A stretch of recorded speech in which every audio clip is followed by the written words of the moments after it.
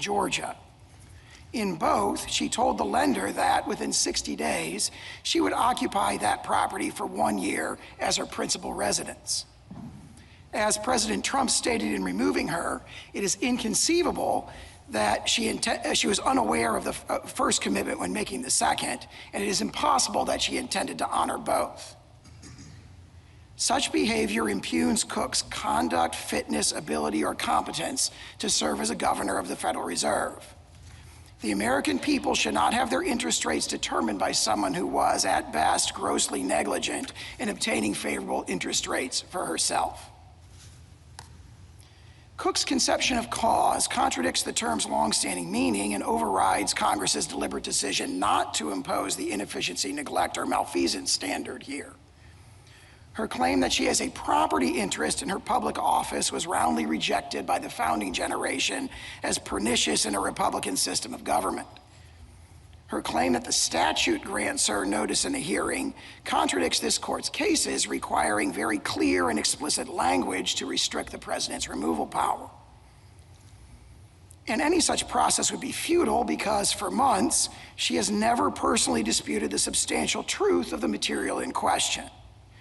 Finally, the remedy she obtained, a preliminary injunction countermanding the president's decision and reinstating her to office, violates longstanding principles of equity and was conspicuously non-existent in our nation's history from 1789 until 2025. I welcome the court's questions. General Sauer, this isn't central to the case, but it is an antecedent point. On what basis are we to conclude that the Federal Reserve is an executive branch agency and hence that the president does have a removal authority? Justice Thomas, excellent question. I would say two things about that. The first one is, of course, that the Federal Reserve, there's an academic dispute about whether or not the Federal Reserve's open market operations constitute executive power or something else, essentially private conduct. However, Congress has, over the years, kind of packed on traditional executive powers on the Federal Reserve. So the Federal Reserve can issue regulations about reserve requirements in banks and even credit card fees and so forth. So even if the court were to think that some of what the Federal Reserve does isn't executive at all, certainly there are traditional executive powers at issue here, and therefore we contend that this, even though we haven't disputed the validity of the Article 2 removal restriction here, this case is not transparent to Article 2.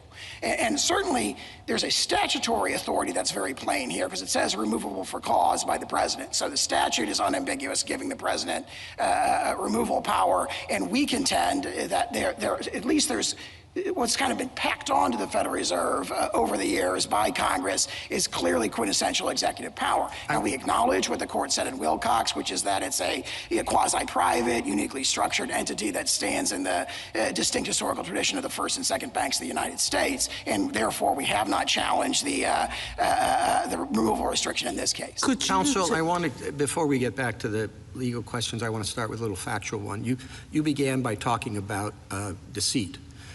Is what you said after that apply in the case of an inadvertent mistake contradicted by other documents in the record? We would say yes. For example, the president's removal order says either this is deceit or at least it's gross negligence. And now, obviously, they've released a letter of counsel, not from Cook herself, 2 days before the close of briefing here, where they contended that it was an inadvertent notation. But of course, it's the sort of inadvertent notation that people could be indicted for, or at least the federal regulators are forced you to buy back your loans. It's a very significant representation that to the lender, this is going to be my principal residence, because obviously you get a better interest rate if that is in fact your principal residence. So it suffices from our perspective, and therefore there's really no material facts in dispute that the president determined that this is at least gross negligence. Even if it was inadvertent or mistake, it's quite a big mistake, so to speak, in a key financial representation made in the context of interest rates. Well, I mean, I suppose we can debate that, how significant it is in a stack of papers you have to fill out when you're buying real estate. But I gather under your position it doesn't make a difference, right? In other words, the determination of cause is unreviewable, right? So it doesn't make a difference whether this was an inadvertent mistake or whether it was a devious way to get a better interest rate. Doesn't matter for you, right?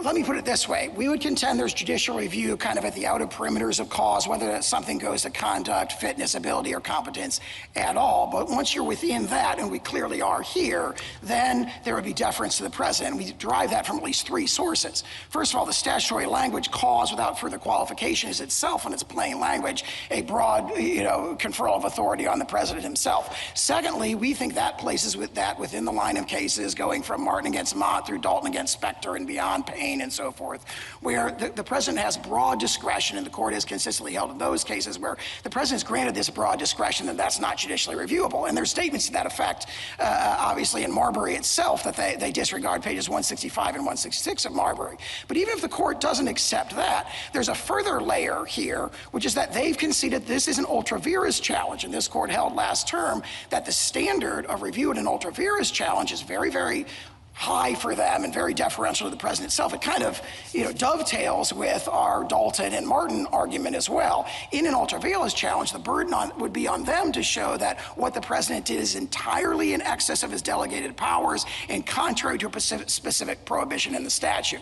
So there's kind of three ways to get to the same conclusion there, which is that once the president's made a determination, it clearly does relate to conduct, fitness, ability, or competence for that office, then at that point there's no work for the reviewing court to do. The traditional discretion to the president's determination would kick in. Counsel, were any of these questions, except the constitutional question, decided by the D.C. Circuit?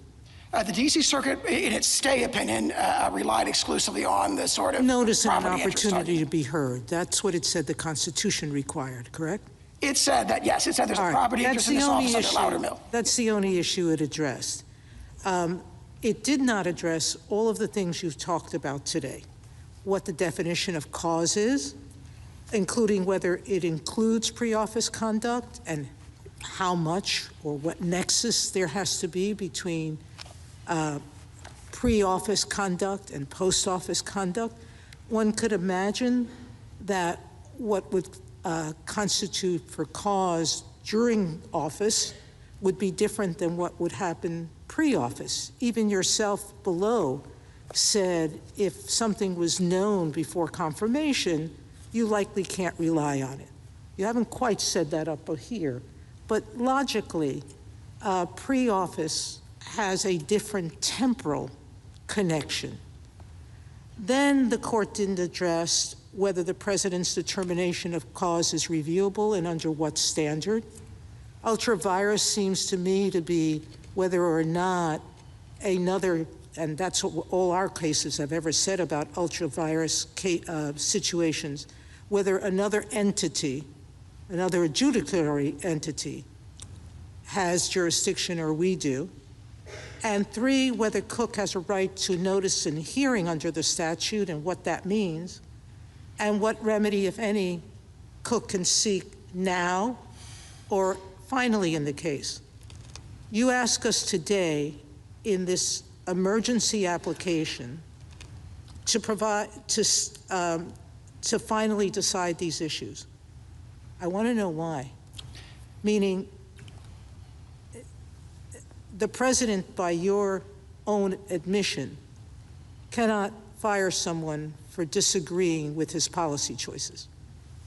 You've conceded that, correct? Correct. All right? So it's not as if keeping her is going to thwart any right he has to run the department, because he has none. He's conceded that. On policy, he does not. Now, it's not as if she's been incompetent, negligent, or committed malfeasance while in office. This is something pre-office. So keeping her in office is not causing an immediate harm to the agency. Number three, we know that the independence of the agency is very important, and that independence is harmed if we decide these issues too quickly and with not due consideration. So waiting, to me, to have at least the lower courts look at these issues first makes the most sense to the public's confidence and to the world's confidence about the due process of law. Explain to me why the president's harm is greater than the public's, greater than the Federal Reserve, who deserves to have people acting that have been in office. And number three, why we should disrupt, as we said in Wilcott, the disruptive effect of repeated removals and reinstatement of officers. Why shouldn't we wait till the end of this case, where all the issues are clear and where we make a final decision as to whether she should have been removed or not? Let me start by addressing that last point. We are seeking a stay of an unprecedented preliminary injunction restoring a principal officer of the United States after being removed by the President of the United States. 112 years, and it's unprecedented that any Federal Reserve officer has ever been removed. So the unprecedented nature of this case is a part of what the President did, not what Ms. Cook did. I think that statement has to be qualified by the recognition that there have been situations where governors have been credibly accused or found to have engaged in financial improprieties, and those governors have resigned. Financial improprieties that are quite analogous to what is at issue in this particular case. But I want to make the fundamental point that in Sawyer, this court held that a preliminary injunction was not available to restore an officer. Sawyer was a preliminary injunction. It's a preliminary injunction against the... That's true, but weeks later in Drago, we permitted an officer who was still there to stay. So that was a case of reinstating someone. We have plenty of cases that say keeping someone in place who hasn't left yet is different than issuing a preliminary injunction. I think the court's referring to the Delgado case, and in that particular case, it was a writ of mandamus to an inferior there, the clerk, to recognize the de facto officers when there is dispute about who had been validly elected to be the city commissioner or whatever the statute was. And this court said you can grant a final judgment in mandamus to say you have a ministerial duty to recognize the de facto officer. That is totally different than issuing a preliminary injunction. Keep in mind, there is no such thing as final mandamus. And in fact, Judge Friendly once described that as the starkest of solecisms. Sorry, there is no such thing as a preliminary writ of mandamus. Judge Friendly described that as the starkest of solecisms. What this court held in Sawyer is there is no jurisdiction to issue a preliminary injunction restoring a public officer to office. And that's a holding of the court. She never left. She's still there. She is reinstated. What the court framed its holding as, there is no jurisdiction over the appointment or removal of inequity of public officers. So it does not turn on whether or not she's sort of, stoutly staying in office or whether or not she's gone and then sued later. Nothing turns General out. Sauer, can I ask you a question that's also related to the stay factors? Justice Sotomayor brought up the public interest here. And we have amicus briefs from economists who tell us that if Governor Cook if we grant you your stay, that it could trigger a recession. How should we think about the public interest in a case like this? Yeah, two things to say about that. One is, if you look at what actually happened here, she was removed on August 25th, and the stock market went up for the next 3 days. So we've already had a kind of natural experiment, so to speak, about whether or not the predictions of doom will really be implemented. And surely that if investors are jittery or whatever the argument is, you would have seen that on August 25th, and you did not see that. In fact, you have these surprised... Well, I'll interrupt you there to say that I don't want to be in the business of predicting exactly what the market's going to do. I agree, and that's why I think the court ought to consider all those amicus briefs and their sort of, predictions of doom with a fairly jaundiced eye. What the court has to do is weigh, essentially, you have those amicus briefs a reflection of very elite opinion that but there's a risk, here. General Sauer. Yes. I don't want to be responsible for quantifying that risk. I'm a judge, not an economist. But if there is a risk, doesn't that counsel in the stay posture when the equities are at stake caution on our part? I think the court has to weigh that risk against the risk that there will be a permanent damage to the Federal Reserve's credibility from allowing an officer, a governor, to remain in office who's engaged in this kind of behavior before she gets office. Do we also engage in some weighing of our own about how serious we think the misbehavior was in the stay posture? I'm not talking about once the case was here on the merits, but if she were accused of murder or something like that, if we're talking about something that was really an infamous crime, should we take the nature of the crime into account in the stay posture in the weighing of the equities?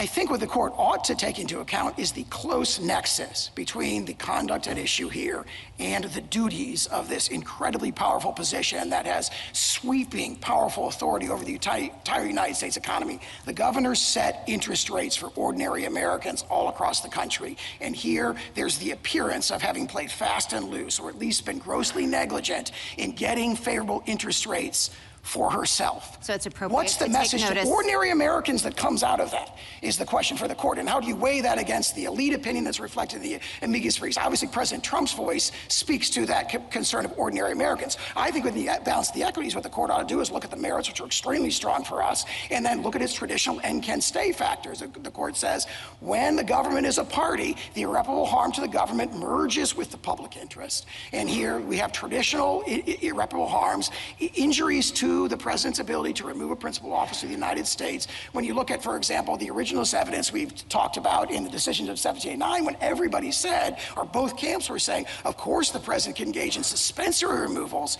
and we have a preliminary injunction that is conspicuously non-existent, in your words, in CASA, for 225 years of American history. Mr. Sauer, that's how it should be balanced. General Sauer, excuse me. I guess I think you may have to be a little bit more specific with respect to the irreparable harm that you are alleging. Because really, as Justice Barrett sort of indicated, we are in a stay posture here.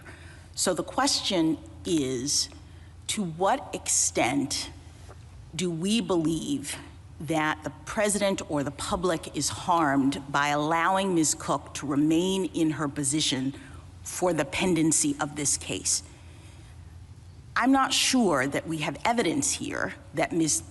Cook is an immediate threat to the public, that she's been in this position for a long time. The kinds of things that you're pointing to, as Justice Sotomayor indicates, are not related to conduct while in office.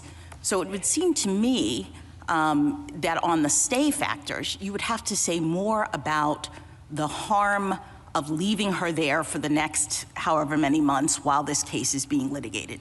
We have a remedy here, which is a preliminary injunction. This court squarely held in Sawyer there was no jurisdiction to issue. Yeah, but I'm not talking about the court's power to do it. I'm talking about assuming we have the power for the moment. I appreciate that you say we don't, but assuming that we do, the question is, what is the harm of allowing that injunction to remain because she's in office now and would just continue?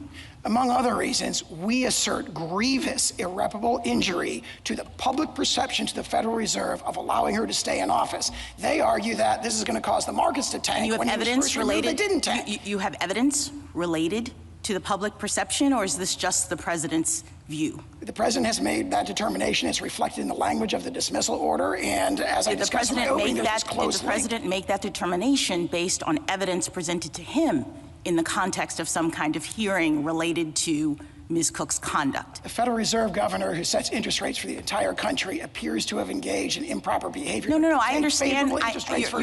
You're repeating the allegation. What I'm asking you is the evidence that supports that allegation. Traditionally, when an allegation is made about someone's misconduct or whatnot, there's an opportunity for that person to present evidence, for the other side to present evidence, and even if the president was the final arbiter of this, one would expect that he would do so on the basis of evidence. So what I'm trying to understand is, what is the evidence that has been presented and considered with respect to Ms. Cook's alleged misconduct? Well, the removal order addresses that because it— What is the removal order? The Truth Social post? No, it's the August 25th letter. I think it's Doc 1-4 in the district court. But the removal order addresses that. The evidence is you have mortgage applications within 2 weeks of each other that make clearly conflicting representation. Was Ms. Cook given the opportunity in some sort of formal proceeding to contest that evidence or explain it? Not a formal proceeding. She was given an opportunity in public because in the world, like she was supposed to post about it, and that was the opportunity to be heard that you're saying was afforded to her in this case? Yes, and she's had plenty of opportunities in the ensuing months where we've had ongoing litigation where there's never been a personal statement addressing that or justifying it. General, let's just suppose with me hypothetically for the moment that the court read the act to require notice and a hearing. I assume everybody has notice now. Here we are. What would that hearing look like? I would point to what the court has said in Vermont Yankee, which this court is very reluctant to dictate procedures to even federal agencies. And here the court would be dictating, or a court would be dictating procedures to the president. I think they rely heavily on Loudermill. Obviously, we dispute that there's any notice and hearing requirement, but Loudermill requires only very minimal, flexible procedures. That be calling Ms. Cook into the Roosevelt room, sitting across a conference table, listening for I don't know how long, how much evidence is a lawyer required, and then making a decision. Could that suffice, you think? What would be required? It would probably be if the court were to conclude that, it would have to be entirely dependent on the executive to decide. And that's what the case law indicates. Certainly, I think the question points out a great weakness in their argument, which is that the word cause does not include notice in a hearing on its face. Congress knows how to provide notice in a hearing. It did so in the NLRA 1 month before it reenacted the for-cause restriction here in 1935. And because it's not there, the court has nothing to provide guidance on that point. And if the court were to conclude that, it would be up to the executive's discretion. Just a meeting across a conference table finished with "you're fired"? I mean, all Loudermill says is that you have to be told of what the basis is of the allegations against you and give a chance to tell your side of the story. We believe that was provided in the 5-day window between the Truth Social post and the removal letter. And then you mentioned on remedy that there's no such thing as a preliminary injunction for mandamus, and I just wanted to hear you a little bit more on that. You mentioned Judge Friendly. Please, thoughts. So the contention in the amicus briefs is that you could rely on Delgado to sort of bypass the holding of Sawyer and say that mandamus can provide essentially the same relief as a preliminary injunction. I guess the argument would be you'd have to mandamus everybody, so all the other members of the board to treat her as if she's still a governor, all the staff to treat them as if they were still a governor, because Delgado held where there's the city clerk who can't decide who is validly elected city commissioner, the court held you could mandamus that clerk to recognize the de facto officer in the interim. And that doesn't work for a couple reasons. First of all, this is a preliminary injunction. Mandamus would have to be a final judgment, and that's what Judge Friendly said. There is no preliminary mandamus. That's the starkest of solecisms. Do I understand you, General, going back to Justice Gorsuch's first question, to continue to maintain that in fact there is no requirement for notice and opportunity for a hearing? Is that right? Absolutely, yes. And why is that? Just because it's not stated in the statute?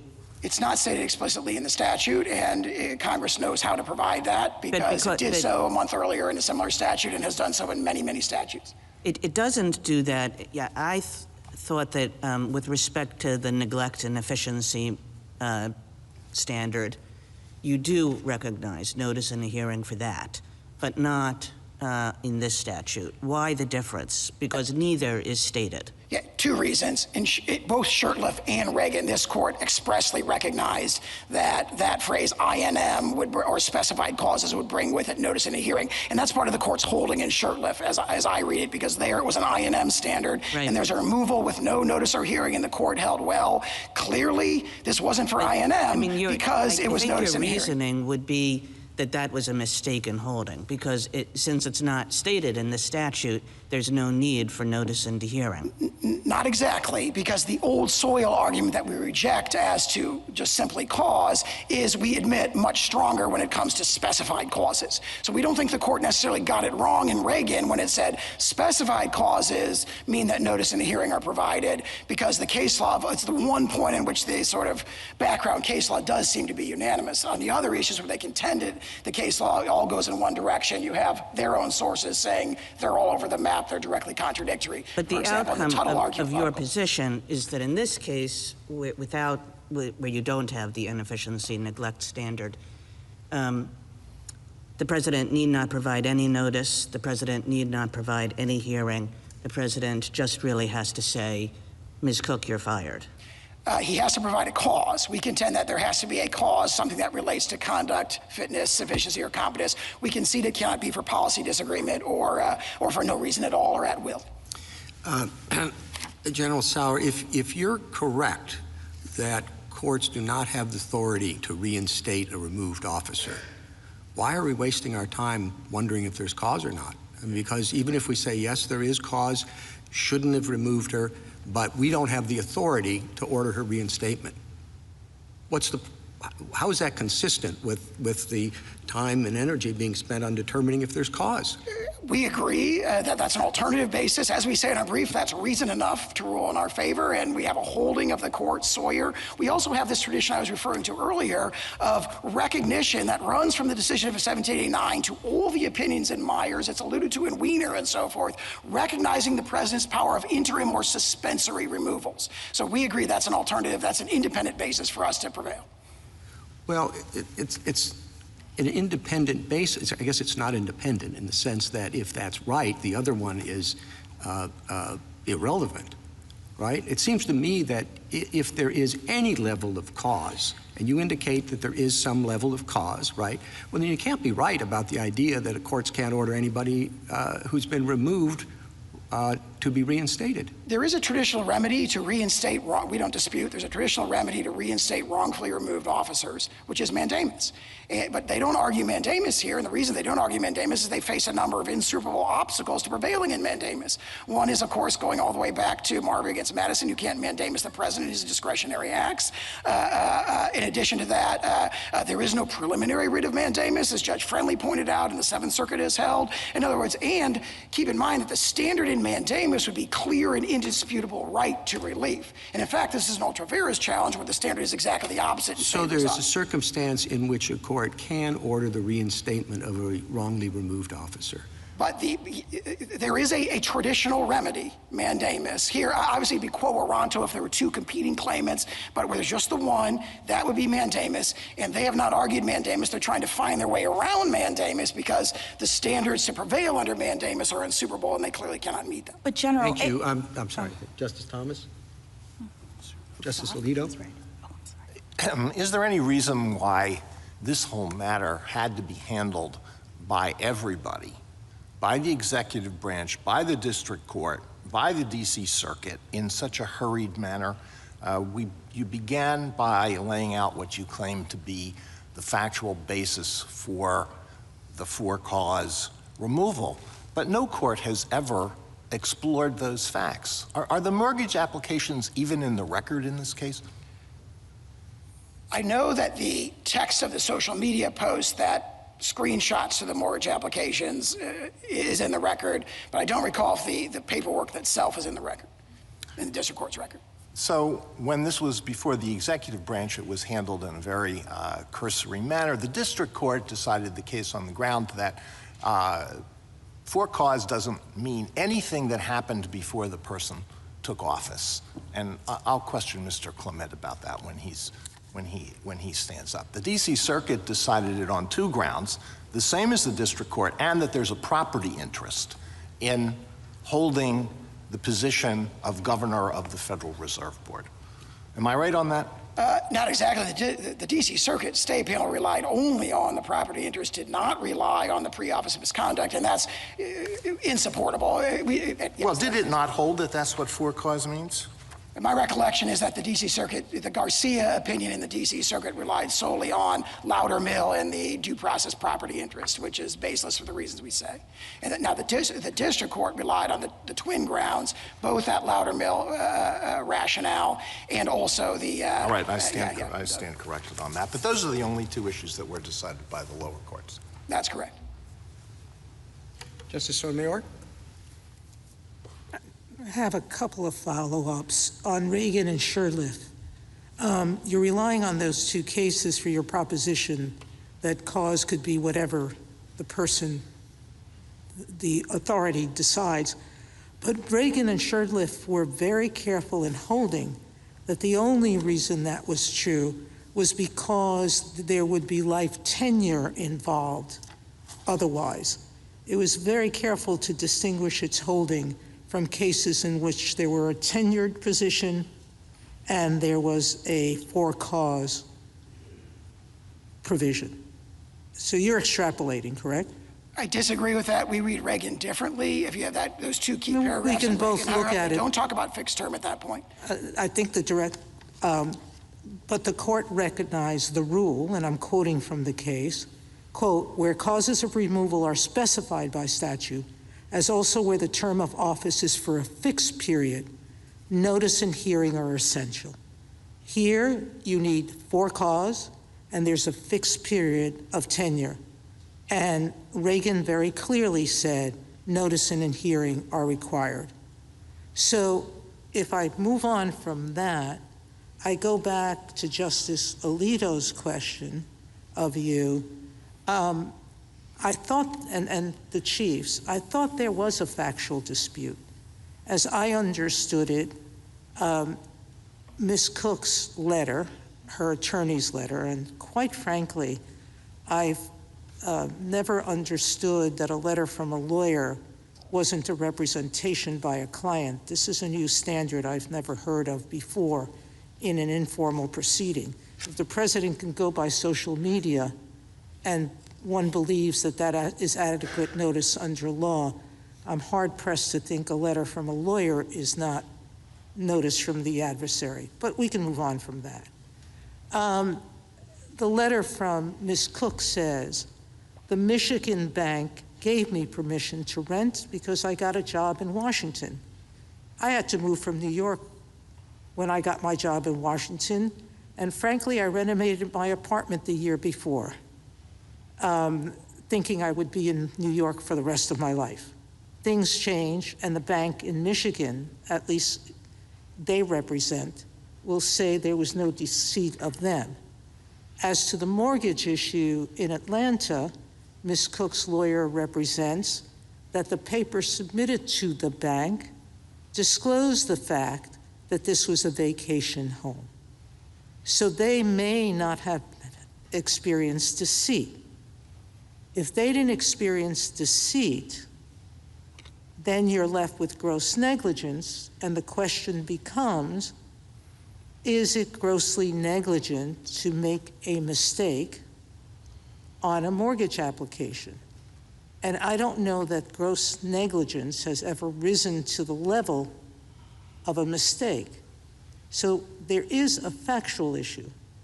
Now the question is, who resolves that issue, the level of review of that decision, and those are all questions, as Justice Alito pointed to, have not been addressed below, correct? What was addressed below is, I think, exactly what just said a in due exchange with process Justice right to Alito. notice in a hearing by the circuit court, and for cause being something that has to be only what's at the time of in office. I do agree with you. Common law did permit pre-office conduct to be considered, but only if for an infamous crime. I don't think this rises to an infamous crime. If I could say two things about that. First, on the narrow point about whether or not a letter of counsel can create a factual dispute in this context, that's the holding of this court in Codd against Velger, where the court said that suggestions of counsel are not enough. It's the party who has to do it. So there were representations of counsel there, and the court held that that wasn't That's enough in to a create legal factual. proceeding. This is an informal proceeding. Legal proceeding. Yeah, the point was there had never been any representation by the party in any context, formal or informal, and that's exactly what we have here. That's the one point. I can't remember the second point I was going to make in response to that. Thank you. Justice Kagan? General, can I take you back to the Chief Justice's question, the remedial question, the last one? Because in response to him, you said kind of no worries because there's a traditional remedy of mandamus. But then, pretty much in the next sentence, you said, but of course mandamus doesn't apply here because it's the president. So, I mean, when we're talking about the president's removal powers, you're essentially saying that the only remedy doesn't apply, and that brings you back to the Chief Justice's question, which is, well, if there's no way to reinstate, what does this cause requirement amount to? Well, Congress adopted a policy choice to impose on the president a cause requirement and not an I&M requirement. As Justice Alito pointed out in the CFPB funding case, this was a hard-fought compromise. No, but I between think two there's influential some camps. kind of cause. It doesn't have to be inefficiency, neglect, malfeasance, but there is some kind of cause that's necessary. You said that yourself in response to my last question, that the president has to state a cause. But if then you're saying, well, even if he flunks whatever that requirement is, there's no way to reinstate the person. There's no way to use the mandamus route. What does it amount to? It seems pretty, it seems non-effectual. It is if it is non-effectual, which we dispute, we think it's very effectual, and it's proven to be effectual in history because it provides the governors with the most important protection, which is that Congress apparently wanted to give them, which is protection against removal for policy disagreements. And governors have not been removed for policy disagreements. That has been Except respected. there's no way to test that. There's no way either that the person can come in and have that meeting in the Oval Office or the Roosevelt Room or wherever else, saying, I think you're really getting rid of me for policy reasons. There's no way for a court to evaluate that. The president just has to say, I'm removing you for cause. You committed gross negligence. And there's no question, for all the reasons we discussed in our briefing, that confers broad discretion on the president. Now, there's an outer perimeter that is subject to policing by judicial review, policy disagreement, no cause at all, and so forth. But that confers broad discretion on the president. But even if it was de novo review here, gross negligence in a very important financial transaction that has this close nexus with what a governor does would satisfy it. Does the president have to say what the gross negligence is? Or can the president just say, I'm removing you, it's not for policy, it's for gross negligence? So we have, I think, conceded in the briefing that that sort of determination would be subject to judicial review because he hasn't specified the cause. Now, the case law, that's a borderline case. The case law goes in different directions on that. Garland, one of the cases that we cited in our brief, kind of goes the other way in a way that'd be stronger for us, but we haven't disputed that in this case, that if there was no cause provided at all, then that would be subject to judicial review and likely an invalid removal. Thank you. Justice Gorsuch? Just to follow up on Justice Kagan's questions, I think in them was the question, if you think mandamus doesn't apply to the president at all, ever, how could you ever test the things you say can be tested? He has to remove for cause. He can't remove for policy disagreements. That might be one. The president says, I remove you for policy disagreements. He's open about it, let's say. Could happen. You would say still mandamus is not available, I think, wouldn't you? I think we would. Now, that might be a closer case because the mandamus standard is clear and indisputable right when we have conceded that policy disagreement would not be available. Actually, that might be a case where mandamus might be available with the caveat that how would Marbury apply to that? Marbury says you cannot mandamus the president in a discretionary decision. And so baked into our jurisprudence from the dawn of this court is the notion there's going to be some things the president does that you can't dispute. Would you say that's not a discretionary decision? If the president says, I fire you for policy reasons, that would be outside of his discretion and therefore subject to mandamus. Essentially, the argument would have to be that'd be ministerial within the meaning of Marbury, and then I think that standard in Marbury kind of gets ported into the standard in Cheney, clear and indisputable, right? Yeah, so it would be clear and indisputable and therefore could run against the president in that case. Hypothetically, I'd have to do a lot more study. We're taking a firm position on that. Justice Kavanaugh? For present purposes, you accept the constitutionality of the for-cause removal provision for the Federal Reserve, and that is what protects the independence of the Federal Reserve. What, in your view, is the purpose of that independence? It protects the governor, exactly reflecting the plain text of the statute. It protects the governors for removal for policy disagreement or for no reason at all. What is the broader purpose of that? To preserve the independence of the Federal Reserve. And what is the broader purpose of that? Well, there's a number of reasons that are discussed by their amici, and I think not disputed by us, which is that there is a long tradition of having this exercise of monetary policy be exercised independent of executive influence, and we don't dispute that that's what Congress was doing in that statute. And again, we have not disputed the validity of the for-cause removal restriction here. And why is that independence important in your view? We don't dispute the importance of that for many of the reasons that their amici say, but we emphasize that there's a balance struck here.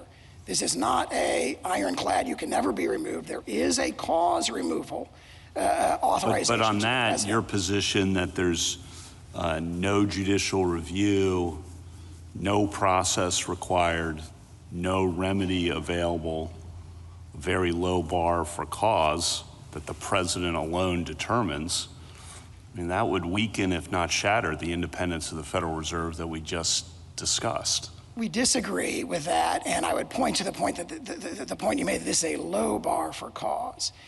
In a sense, it's a very high bar. It's a very strong protection because it does protect them from the one thing that Congress was apparently most worried about, which is a removal for policy disagreement. But it would be in the view of the president who might have a policy disagreement, and there's no judicial review, and the president can just define it on his or her own. Right? One of the strongest traditions in this court's jurisprudence is the sort of presumption of regularity to the president's action that has applied to this provision, I think, effectively for 112 years, and it continues to do so. Let's talk about the real-world downstream effects of this, because if this were set as a precedent, it seems to me, just thinking big picture, what goes around comes around. All of the current president's appointees would likely be removed for cause on January 20th, 2029, if there's a Democratic president, or January 20th, 2033. And then we're really at will removal. So what are we doing here? What is, we started, that's why I started with what's the purpose of the independence and the for-cause removal. If we accept all these, no procedure, no judicial review, no remedy, that's what's going to happen, I think. And then where are we? So do you dispute that is, the real world effect? I can't predict what future presidents may or may not do, but the argument strikes me as well, history's a pretty good guide. Once these tools are unleashed, they're used by both sides, and usually more the second time around. And I think that's what we have to make sure again, that can't drive the decision necessarily. We have to be aware of what we're doing and the consequences of your position for the structure of the government. 2 points there. I dispute the characterization that these tools have been unleashed. The president has always had this tool to remove governors for financial improprieties. Now, the history is, including twice in the last 4 years, governors who have been credibly accused of financial improprieties have resigned. They haven't forced the president to remove them. And I think the more sort of fundamental point is that cause is a standard that is quite deferential to the president. Congress consciously adopted that instead of a more restrictive standard like INM. That was, by all appearances, a legislative compromise between two camps, one of which wanted to give the president complete control. I agree with you that there's a balance here, and so I understand that. I'm not saying there's no interests on the other side here. I get that. But again, thinking about the real world and the brief of the former governors of the Federal Reserve, your position, again, because you say, well, the president can't say it's for policy reasons, which may be what's really, again, not talking about the current situation and other situations in the future, what's really driving it. It incentivizes a president to come up with what, as the Federal Reserve former governors say, trivial or inconsequential or old allegations that are very difficult to disprove. It incentivizes kind of the search and destroy and find something and just put that on a piece of paper, no judicial review, no process, nothing, you're done. I mean, again, what are we doing when we have a system that incentivizes that and leads to that? Now, again, you can dispute that you think it's going to lead to that. And again, I'm not talking about the facts of this case. I don't know the facts of this case, so I'm taking no position on that. This court has, since Martin against Mott, running all the way through Trump against United States, Trump against Hawaii, a whole host of decisions, consistently afforded the president the presumption of regularity in his action and consistently declined to probe a president's actions for their subjective motivations. And so in the hypothetical question that you posed, that hypothetical future president should also be afforded the very same sort of deference and But that leads, that brief, that amicus brief, cites Justice Scalia's dissent in Morrison, which is always a good place to look for wisdom, and the concern that you're putting all these resources, because you can't say it's for policy, you put all these resources, let's find something, anything about this person. And then we're good. And by the way, there's no judicial review, so we're really good. And there's no administrative process. And again, I disagree with that. I think that that argument, that presumption, when it applied to the president, contradicts two very strong strains in this court's jurisprudence that go back to the founding. And what's the fear of more process here? In the sense that process protects you, in the sense of helping you make better, more accurate decisions, and process helps you then convince people on the outside that you've made a considered, thorough, appropriate decision. What's the concern about more process? I don't think we think that process is necessarily bad. In this case, there's two reasons why process is not the right answer, among others. One is in Vermont Yankee. This court said we're not going to dictate procedures to executive agencies. For sure, I should dictate procedures to the president. Our contention is that there already has been a process. There was a social media post that said, look, these two documents contradict each other. And the response was defiance. So there was a chance to tell, in the words of Loudermill, to tell her side of the story, and it wasn't adopted. Okay. And in fact, there hasn't been, for months since then, any clear explanation other than it was an inadvertent notation. It's just the kind of inadvertent notation that ordinary people can be indicted for. And again, none of my questions or comments are about the facts of this case. I don't know the facts of this case, but thank you. Justice Barrett? I want to pick up on that question about why, and Justice Kavanaugh said, why are you afraid of a hearing, or what would there be that would be wrong with process? I mean, you spent a lot of time litigating the case. It's gone up from the district court to the Court of Appeals, and now we're here. And if there isn't anything to fear from a hearing, and if you have the evidence, why couldn't those resources have been put into a hearing? I understand you think that you don't have to provide one, either because of the statute or because of the due process clause, and that's fine. But in thinking about irreparable harm to the government, if one step you could take to reduce your irreparable harm, to show that there really was cause, is just to have a hearing, why not?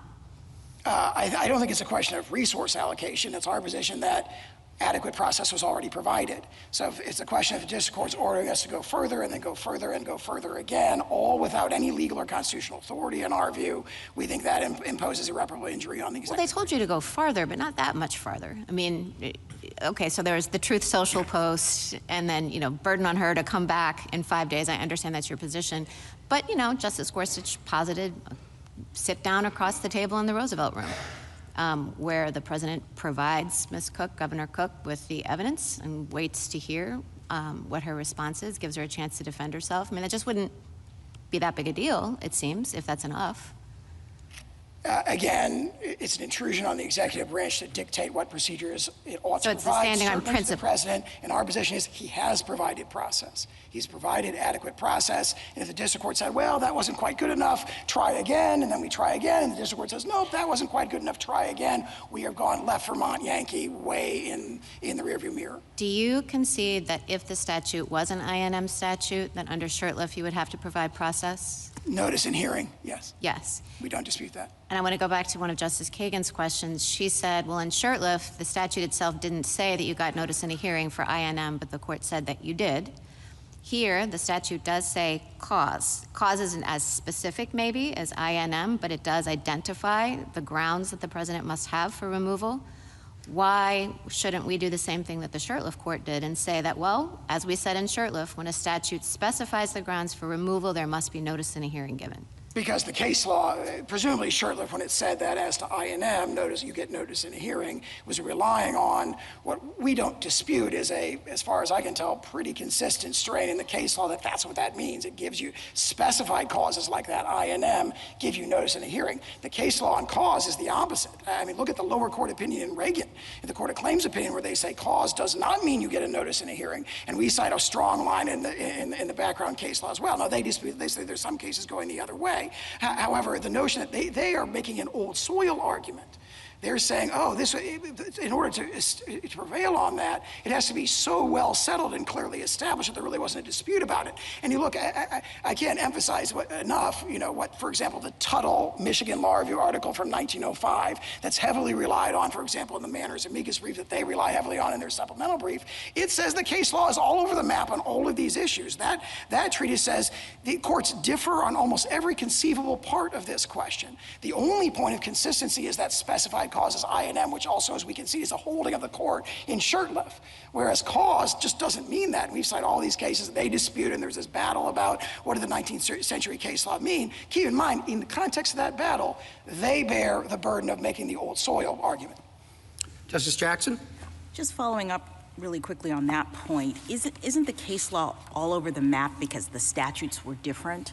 I mean, I understand the Manners brief, which they rely upon to really drill down on the various statutes related to removal and to have identified ones, for example, that have a fixed term but allowed removal only for cause, or had a fixed term and provided for removal at the president's discretion, or didn't have a fixed cause, a fixed term, et cetera, et cetera. There's like a series of permutations, and in those different circumstances, courts, which asterisk were actually reviewing this, so that in the first instance makes me question your view that courts couldn't review it. But setting that aside, we have a bunch of cases that come out different ways because the statutes are different.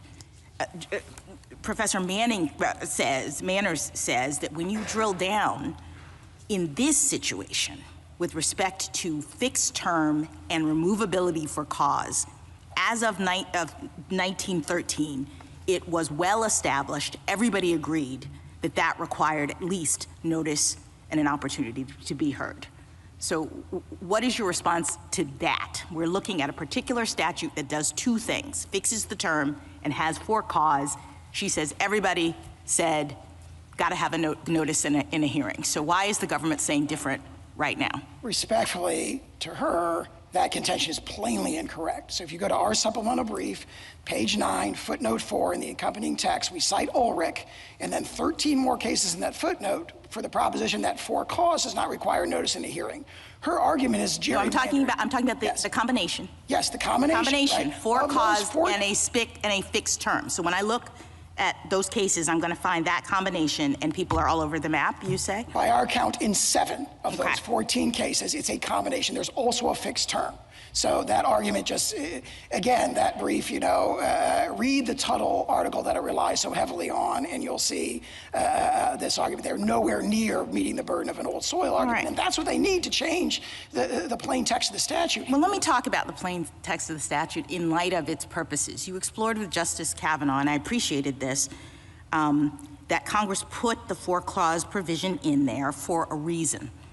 And you conceded that the reason was to try to ensure the independence of the Federal Reserve, that Congress had decided that this particular agency, because of the sensitive information and policy determinations that it has to make, needs to not have the pressure of having all of its governors be fireable at the whim of the president. So in goes for cause removal for that purpose, and you agree. So I guess what I'm trying to understand is how does reading the statute to give the president broad discretion, which you've said many times, with respect to his removability of these governors, how does that further the aims of the statute? It directly furthers the aim of protecting them for removal for policy disagreement, which would be the key protection. No, but you've conceded that the aim is actually broader. The aim is to ensure that this institution is not being pressured by the executive branch, by the president, with respect to its determinations, that people can't just be fired because the president wants them to. And so what I'm now asking is, if we read for cause to ultimately reduce to the president can pick some fact that has nothing to do with their actual tenure in office, something that happened way before, and use that and say that's cause and it's not reviewable and he doesn't have to show any evidence and doesn't have to give the person a hearing. Basically, the president is just making the determination that Congress apparently didn't want him to have the power to make because they put for cause in the statute. So how do you reconcile your vision of presidential discretion with a statute that was clearly designed to limit the president's discretion in this regard? It was designed to limit the president's discretion just as far as the plain text of the statute goes. The statute was a hard-fought compromise between two influential and insistent camps, as Justice Alito recently wrote. One of them thought there should be complete presidential control of the Federal Reserve. The other thought it should essentially be a private entity. They met in the middle with a removal standard that protects governors from removal. But it only protects them insofar as the president's determination about cause is reviewable and based on actual evidence that has been established. It doesn't protect them if the president can just make it up. It also provides a legislative determination that governors could be and perhaps should be removed if they engage in financial improprieties that undercut the Federal Reserve's credibility in the eyes of ordinary Americans. All right, one more question just about this idea of the district court's power. You've talked a lot about mandamus being the remedy, but as I read the cases in the law, mandamus was the remedy for courts of law that were being asked to reinstate removed officers. And this was back at a time in which courts of law and courts of equity were separate. We now have a fused system. Courts of equity could always be asked to step in and prevent the removal of this person. To the extent the person was claiming that they were not removable, say because the statute says they could only be removed for cause, a court of equity could be invited through this claim to come in and pause the circumstances, not allow this person to be removed until the courts of law had actually litigated the claim of removability. I think that's the world we're in. This was the very first question that Justice Sotomayor asked you. And so can you just explain why you're insisting that mandamus is the only thing available to the district court in this situation when this is an equitable decision in the interim in the way that I discussed? It is, the preliminary injunction is an equitable determination, and it's one that the district court plainly, under Sawyer, plainly lacked jurisdiction to enter.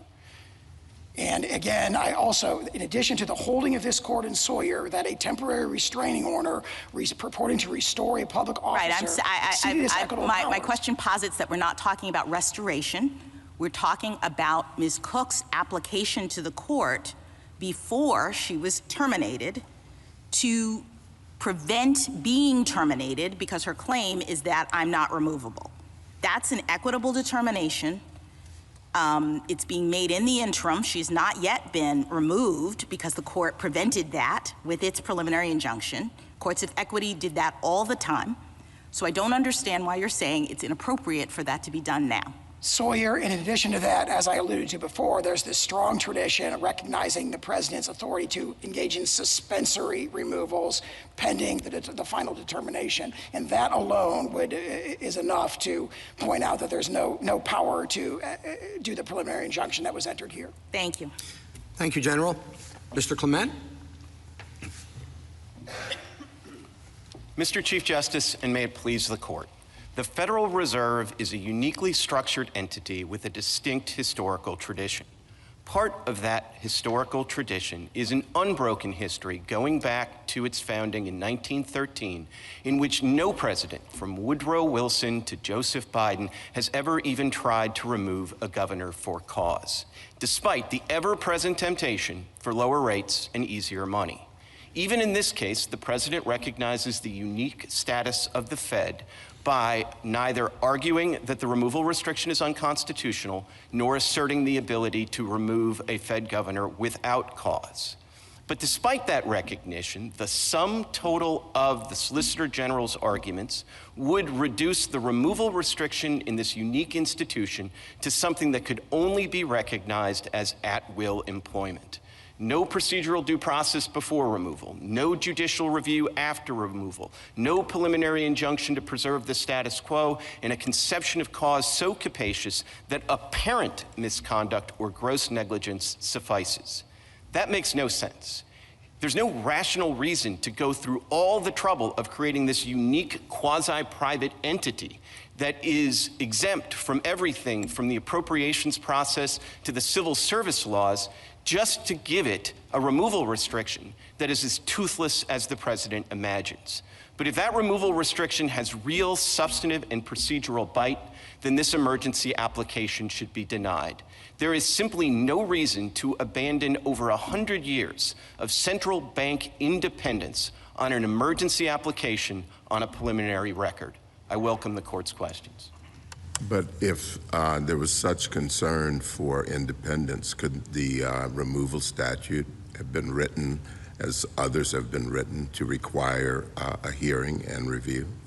So it could have been, Justice Thomas, in the realm of interpreting statutes, could have, should have, would have, right? But I think that you have to give faithful interpretation to what Congress actually did. And I think if you understand the original public meaning of for cause in either 1913 or 1935, I do not think it was as capacious as my friends suggest. I think it probably meant INM plus ineligibility, and in the context of the Fed in particular, it probably picked up Section 244, which prevents a federal governor from also serving as a director and an officer of a bank. So if there were a Fed governor that insisted on being a director of Chase Manhattan, I think that would be removal for cause. And then on the context of the hearing, and I think Justice Kagan already alluded to this, but there are all these statutes about INM that don't mention a hearing, and there are many statutes that talk about cause and don't mention a hearing. Now, it's true that the NLRA, which was passed a month before, did specify a hearing. But I think it would be a mistaken statutory interpretation to make that one express reference to a hearing sort of disable all the other old soil arguments with respect to all the other institutions, where I think there's a very strong old soil argument that whether it's INM or for cause, that means that you get notice and an opportunity. With that said, what would the hearing look like, and what would the review look like?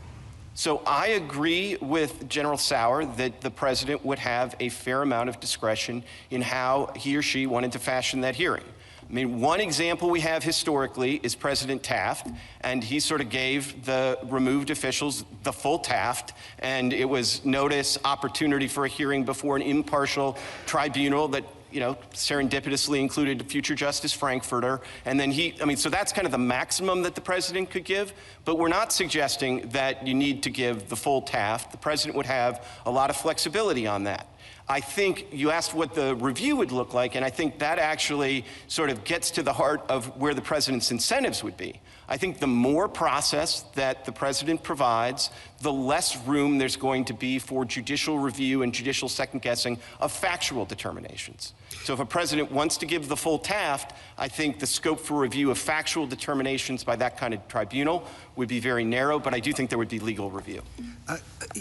I'm not sure I understand exactly what you want a hearing for. If your argument is inadvertence, it doesn't seem to me that there's much you can say factually other than that. You can't say, well, this is why we did it, and this is okay, and all that. It's just an inadvertent mistake. Now, there obviously are a lot of legal questions to be addressed, but again, those are questions for the court, a court, and not the basis for a factual hearing. You don't have anything. You have one sentence to say. It was inadvertent mistake. Well, I mean, Mr. Chief Justice, I think in a case where the president's going to say that it's an inadvertent mistake is enough, and the potentially removed official's going to come in and say it was an inadvertent mistake, then you're right. I think the hearing's not going to matter that much. Now, in the real world where you have no precedent for this kind of removal, I think if there were notice and opportunity for a hearing, there might be an opportunity to not just present the factual evidence, but to also make the case. And given these particular facts about this particular inadvertent mistake, that isn't a basis for removal. Well, I think you're talking about the legal arguments, though. The arguments we're hearing today. I think that's right, Mr. Chief Justice, and I do think those could be made in a preliminary way in the process that was provided by the executive branch. But as I alluded to, I do think on the substantive question of what's for cause, there needs to be judicial review. And I think there needs to be judicial review of that question for all the reasons that were alluded to in the various colloquies. Because if there's no judicial review, then this is all kind of a joke. I mean, we can sit here and posit that, well, this would be for cause and that would be for cause, but none of it would matter because there'd be no judicial review. Well, on the question of what is for cause, what the district court held was that it must relate solely to in-office conduct.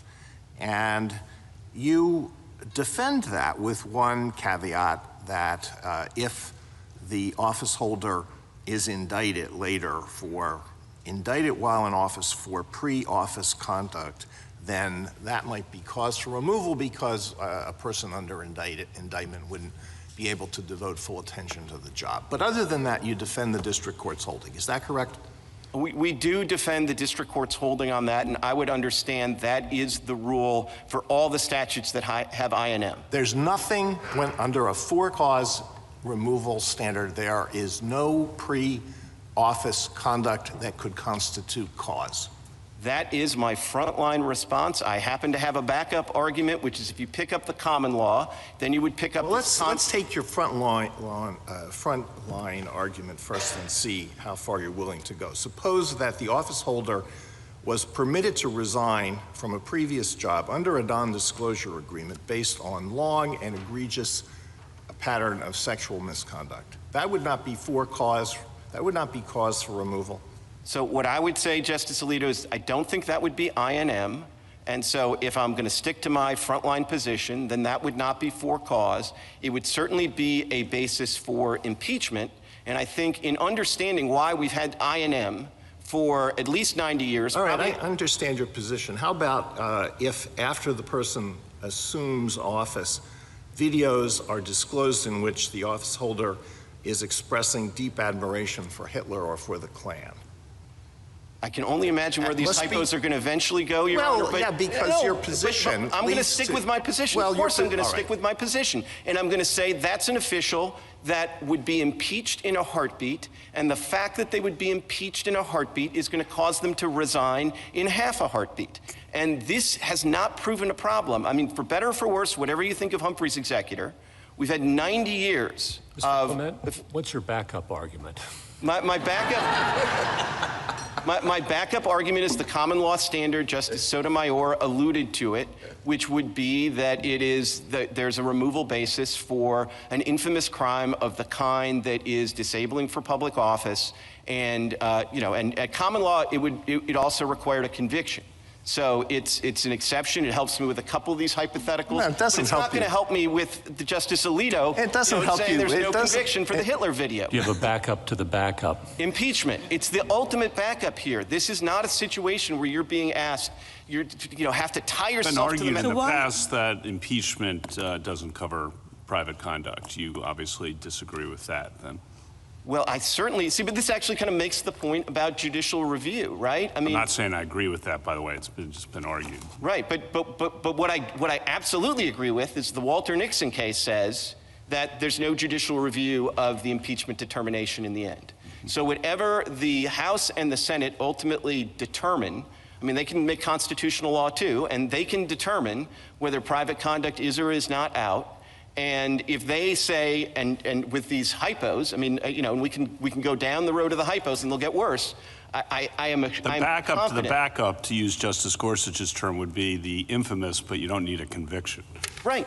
No, absolutely. And of course, that seems to solve answer a lot of the difficult hypos, correct? Correct. But the reason I want to spend at least a moment answering some of the hard hypos is not because I'm a masochist.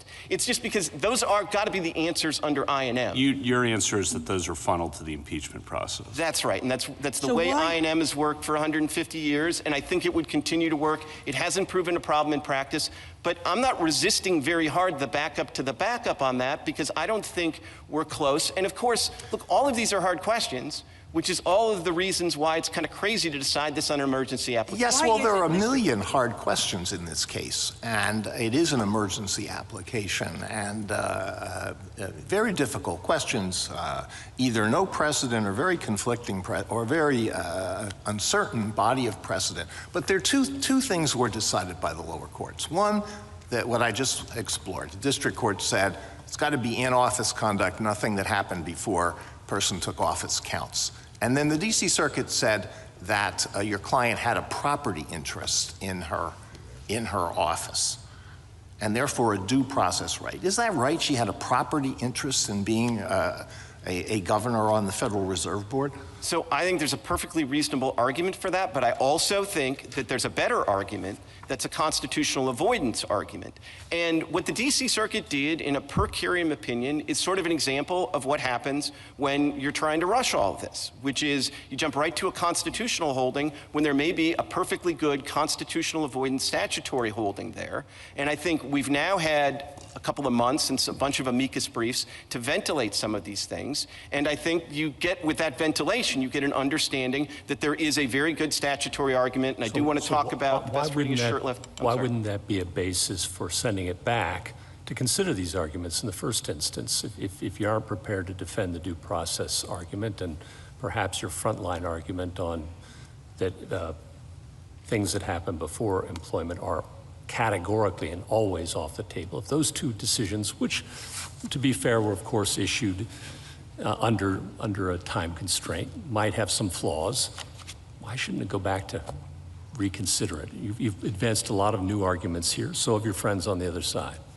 So it should go back. It should just not go back with an emergency stay being granted, which is an extraordinary relief that depends on my friends on the other side showing an extraordinary burden of irreparable harm and showing that they have a likelihood of success on the merits. And I think likelihood of success on the merits in this context doesn't mean just a likelihood of showing that the two grounds that were seized on in the quick briefing below are wrong, but that they're actually right. And I think the briefing here has done two things. I think it showed that we're right. I'm not abandoning my frontline arguments, but I love my backup arguments. I think they are very strong. And I think it shows the sort of, the problems that happen when you try to decide some of the most important issues of constitutional law in this kind of rushed way. Can I ask you about the mandamus question? Why isn't mandamus the appropriate avenue here? It is an appropriate avenue at the end of the case. Even at the end of the case, though, I think, and this is consistent with what Professor Bray says in his article, even at the end of the case, I don't think you have to leap to mandamus. I think you can have a declaratory judgment Well, first. let's put the declaratory judgment issue aside, because we can talk about mandamus for just a second.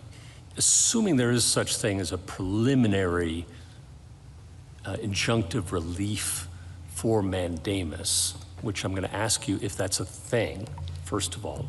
And second, if it were, wouldn't the standard that you'd have to show likelihood of success be the likelihood of success under the mandamus standard? So a couple of things. I mean, I don't like hearing preliminary mandamus any more than Judge Friendly did. No. I don't think it's the right way to think about it. I think it's preliminary relief to preserve the status quo, or if you want to be more specific, preliminary relief to preserve a de facto officer in their office while the case proceeds. And that is a relief. Why isn't that preliminary injunction or mandamus? I know what those two buckets are. I'm not sure I'm familiar with the third one you're describing. What I'm describing is a preliminary injunction. I'm just saying it's not a preliminary mandamus. It's wouldn't it have to be, though? If your cause of action were mandamus, and let's just suppose that's what it is, it would be preliminary injunctive relief because you have the likelihood of succeeding under the mandamus standard, I would have thought. Well, perhaps. I mean, two things about that. One is, I'm not sure in this kind of mandamus posture, I don't think I agree with General Sauer that the standard is the standard you would have in like a Cheney situation. I do think this kind of original mandamus as the remedy in this particular situation, I would resist the idea that that's sort of the standard, more appellate mandamus standard. That's a debate, even with all the briefing we've had, we haven't had a good chance to really duke it out on that. But I would say that's part of the reason I resisted the idea that you have to go to mandamus, because I do think you would have declaratory judgment. I do think declaratory judgment. I asked you to put that aside for the moment. No, and I tried to, as long as I could. All right. But then I give up. Okay. Then to answer your question, I really had to get to declaratory judgment. I would like to say this is an issue the D.C. Circuit has thought a lot about. And there's a particular case worth reading, the Swan against Clinton case. And that's a case where they kind of wrestled with this question about, would you have mandamus against the president at the end of the day? Can you direct the president? And there's a great concurring opinion by Judge Silberman where he basically says, look, the judiciary is creative and clever enough to figure out a way to fashion injunctive relief against the lower federal officials. And that solves the problem about having the relief run against the president. And the reason that the D.C. Circuit has wrestled with that in a couple of contexts, and I think the Chief Justice alluded to this, if they were really right about that, then you'd have to wrestle with this at the beginning of the case as to whether there's any redressability at the end of the case. And in the Swan case and even in the Severino case, the D.C. Circuit has said there's not a redressability problem. We can figure out a way to direct the relief at the lower government officials, and that will be sufficient unto the day. And that happens at the end of the case, right? After the whole thing has been litigated and some court, perhaps even this court, decides the removability question. The president does not, we would say, have the right to remove her, and then we go to remedy, and the question is there a mandamus or not? The reason why I thought mandamus wasn't on the table right now is because we're not there. We're in the middle of the case. No one has made a definitive determination about the president's right to remove her. The question now is just in the interim, while that issue is being litigated, what happens? And that's about the equities. That's about whether it's going to be more harmful to leave her in the position than not. That's what I thought this motion was about. I mean, I think that's right, but it's specifically about whether you can get some sort of preliminary injunctive relief to preserve the status quo and keep the de facto officer in place.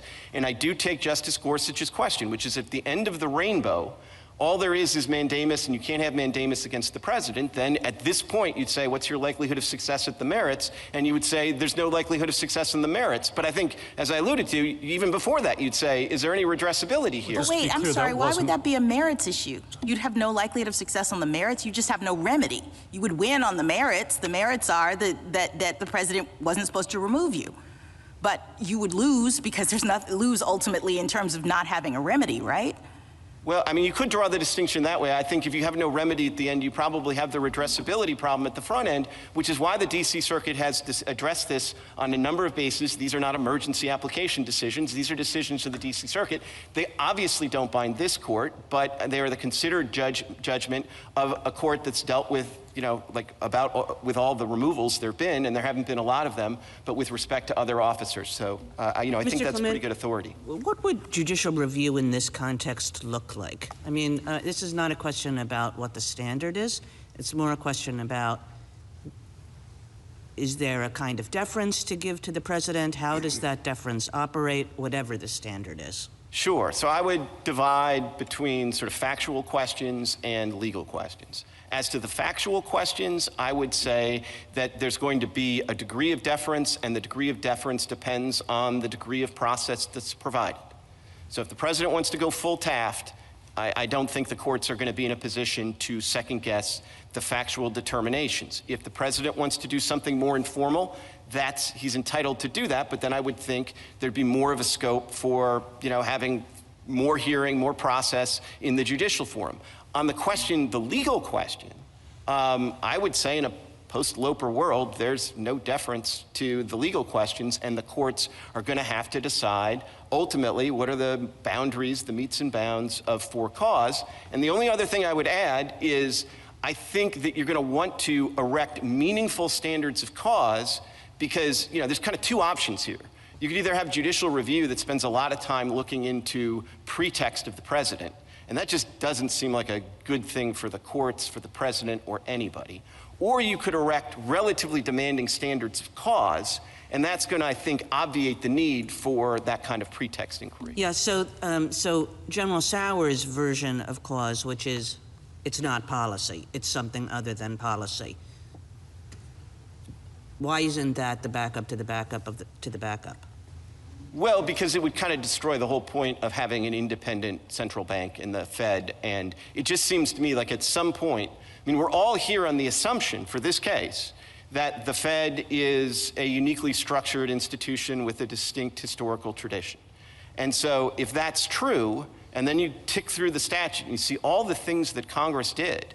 I mean, including, Congress wasn't just trying to take the Fed and keep it from sort of being unduly influenced by the president when it came to rates right before an election. It did the same thing to itself by limiting the power of the purse over this institution. And then you go through and, just every provision of the statute is trying to treat this unique institution differently. And then at the end you have for cause, which, could mean what General Sauer says, but if it means what General Sauer says, then the whole enterprise was a lot of trouble for nothing. On the future judicial review and what that looks like, would the witnesses testify in court, or is it done on the record established by the executive branch, or does that maybe depend? I would say it depends on what kind of process was provided by the executive. And look, I agree with General Sauer. This court's not going to dictate, like, here's Robert's rules, have at it. But I think this court can do something useful, which is essentially to create an incentive for the executive to provide something that's a little bit more protective, a little bit closer to Taft than something incredibly informal. That sliding scale is extraordinarily unhelpful. What is the minimum that the executive, in your view, has to provide? The minimum type of hearing that you think is required by this statute? So the minimum hearing, I think, would have three components. One is notice, and that's really not much of an issue here. I agree with that. The second is an opportunity to provide evidence to the decision maker, and we don't think that happened here. And then the third thing is some effort to keep the final decision maker from prejudging the issue. And part of the problem you have in this particular case is that I think the president was proceeding on the understanding of the statute that's faithfully represented here by the Solicitor General, which is he wasn't acting like a removing authority that was subject to any due process. Because if he were sort of subject to that, he wouldn't have said in his opening tweet, "You must resign," and he wouldn't have said 2 days later, "Resign or be fired." Does that mean it has to be a body of disinterested decision makers? No. People who are not part of the executive branch and can exercise independent judgment that way? No? Then what does it require? It requires just what I said: notice, an opportunity to provide evidence, and a decision maker who hasn't prejudged the issue. That decision maker can be the president.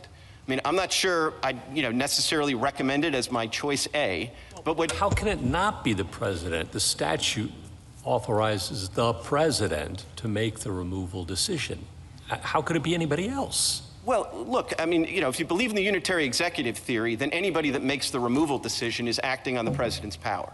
I think it would work. I think the way it worked for Taft is the tribunal made a recommendation and then Taft executed. Right. So it was the president making the decision. The president has to make the decision, right?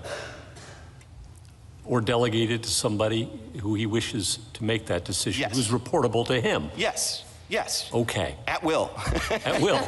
Yeah. Right. Absolutely. Okay. I mean, and the president can be the final decision maker, but if he's going to be the final decision maker and there's a due process right, and I mean that statutory or constitutional, then he needs to be a little bit careful and say these are the allegations.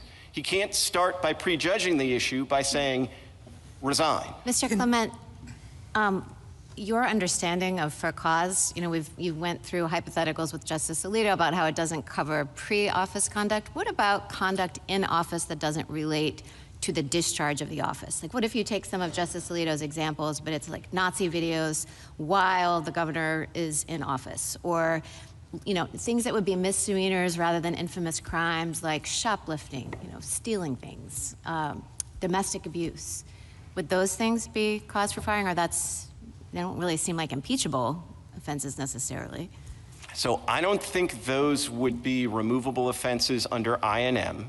Okay. And so I don't think they would be removable offenses under for cause properly construed. So there's nothing that the president can do to get rid of someone who does those kinds of things while in office? So, I mean, some of the things we're talking about, seem like better grounds for like an intervention than for removal. I could come up with others, but... Absolutely, absolutely. Sorry, keep going. I'm going to fall back on my answer, which is that's my understanding, and I think it's actually everybody's understanding of how INM works. But that it doesn't say INM. And so, I mean, I appreciate your argument that INM and for cause are one and the same, but you also kind of pull in and your fallback some sort of like gerrymandered things like infamous crimes, but you don't have to have a conviction. I mean, so it doesn't say INM. So a couple of things. One is, I'd resist, gerrymandering's generally not a compliment. So I would sort of say that what we do is we bring in the common law. And that's what we do. And I really didn't try to gerrymander it beyond that. But let me make the argument, which I really... Can I just ask one clarifying question? I thought the common law, though, required conviction. It did, and that would be our sort of frontline backup position, if you will. I mean, but the happy thing for me, I think, is at this stage of the case, we win under all these variations, and ultimately, some court, and it may be this court, is going to ultimately say these are the metes and bounds of for cause. Now, I think I have some pretty good arguments that it really is just INM plus ineligibility as kind of informed by Section 244. And let me just give you, like, my best shot at it, which is this is the very unusual situation where, we know that Congress was literally waiting for this court's Humphreys executor decision. And then it gets Humphreys executor's decision, and this court in Humphreys executor at least 3 times uses for cause and INM interchangeably. And then the senators themselves in the debate, and I got to look at debate, but I think even Justice Scalia looks at debates for original public meaning. The senators in the debate use the terms absolutely interchangeably. And so you have 2 of the 3 branches of government, original public meaning, saying for cause, different words, but what it means is INM. But I do think it must, you got to make sense of Section 244 of the statute, which does provide a very specific eligibility requirement. And as I said before, I think if some Fed governor was insisting that they also wanted to be a director at Chase National, they could be removed for cause for that. Okay. Do you think that there's a way at this posture of dealing with this case so that we don't have to confront the question of exactly what the for cause standard means? Is there a way to deal with it at this stage without having to ultimately say that? I mean, sure, there'd be a lot of different ways to do that. You could say that for cause, one way to come at it would be to say, at a minimum, for cause doesn't mean apparent misconduct or gross negligence. And I think that would be sufficient to decide the case, at least at this juncture. And I think you could say something more. I mean, obviously, if you took my position and said it means INM plus ineligibility is informed by Section 244, I think we'd be done here, because I don't think there's an argument, at least that I've heard at this juncture, that the conduct that's at issue here is either INM or ineligibility. Couldn't we also resolve it by not even going to the likelihood of success on the merits element? I mean, you have the president would have to have all of them to get a stay, and we could do it on harm, right? Sure. I mean, look, it's an emergency application. You could deny it without opinion. I mean, that would be a little strange at this juncture. But it is an extraordinary application made on a preliminary record. And so, you sort of have a lot of optionality at this point. But I will say this. I mean, I do think the briefing in this court, which was, sort of unusual. You had the application briefing, then you had a MIKI, then you had this supplemental briefing. I think it's been incredibly helpful in excavating some of these difficult questions. I've looked at almost all of these common law cases. I have a different view than General Souter on some of these questions. In particular, I think it's very important, and I want to get this out, that if you look at Shurtleff, one of the things at Shurtleff, there's a line there that says that where Justice Peckham is invoking the common law, and he says that as long as there's certain causes, statutory restriction for certain causes, that's the term he uses, then there's notice in a hearing. He cites 7 common law cases. Now, if you look at those common law cases, 3 of the 7 just say for cause. And 2 of them say good behavior, which is even less. And then 2 of them have a more specific cause. So that's, to me, the best contemporaneous evidence that we're actually right about the issue, that if it just says for cause and it doesn't say for a particular kind of cause, you get notice and an opportunity for hearing. But that's the kind of thing you can excavate on full briefing on the merits that I don't think you can in an application. Thank you, counsel. I guess I get back to where I kind of started, and all this description, these are all sorts of legal issues.